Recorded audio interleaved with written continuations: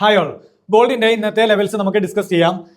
മേജറായി ഡെയിലിയിലെ ഒരു അനാലിസിസ് അല്ലെങ്കിൽ ഒരു ലെവൽസ് നോക്കിയിട്ടാണ് നമ്മൾ ഇന്നത്തെ ഇൻട്രാഡേ വ്യൂ നോക്കാൻ പോകുന്നത്. ഡെയിലിയിൽ പ്രൈസ് എത്തിക്കൊണ്ടിരിക്കുന്നത് പ്രീവിയസ് ആയിട്ടുള്ള ഒരു ഫെയർ വാല്യൂ ഗ്യാപ്പിലാണ്, അതായത് ഒരു റെസിസ്റ്റൻസ് സോൺ ആയിട്ട് ആക്ട് ചെയ്യുന്ന 4975 4872 എന്ന് പറയുന്ന ഒരു ഫെയർ വാല്യൂ ഗ്യാപ്പിലേക്കാണ് പ്രൈസ് എത്തിക്കൊണ്ടിരിക്കുന്നത്.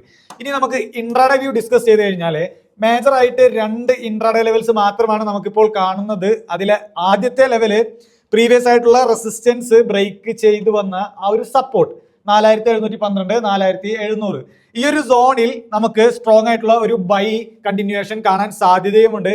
അതേപോലെ കറന്റ്ലി പ്രൈസ് ട്രേഡ് ചെയ്യുന്ന ഈ ഒരു സോൺ പ്രീവിയസ് ആയിട്ടുള്ള ഒരു സപ്ലൈ, പ്രീവിയസ് ആയിട്ടുള്ള ഒരു വലിയ ഫോള് നടന്ന ഒരു സപ്ലൈയും ഒരു ഓർഡർ ബ്ലോക്കും ഉള്ള ഒരു ഏരിയ ആയിരുന്നു.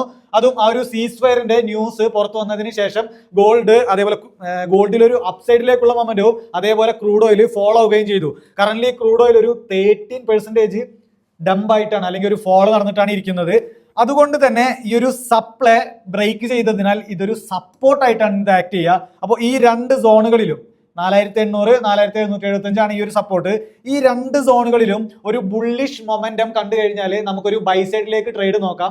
ഇതുവരെയും താഴേക്ക് അല്ലെങ്കിൽ ഒരു ഡൗൺ സൈഡിലേക്ക് ഒരു ചേഞ്ച് ഓഫ് ക്യാരക്ടറോ അല്ലെങ്കിൽ ഒരു ബ്രേക്ക് ഓഫ് സ്ട്രക്ചറോ കിട്ടിയിട്ടില്ല. അത് കിട്ടുകയാണെങ്കിൽ മാത്രമായിരിക്കും നമുക്കൊരു സെല്ലിന്റെ ഓപ്പർച്യൂണിറ്റി വരാം. അതുവരെയും മാർക്കറ്റിൽ ഏതൊരു ലോ വന്നാലും നമുക്ക് അപ് സൈഡിലേക്ക് അല്ലെങ്കിൽ ഒരു ബൈ സൈഡിലേക്ക് ട്രേഡ് എക്സിക്യൂട്ട് ചെയ്യാം. അപ്പോൾ എല്ലാവരും സേഫ് ആയിട്ട് തന്നെ ട്രേഡ് എടുക്കാം.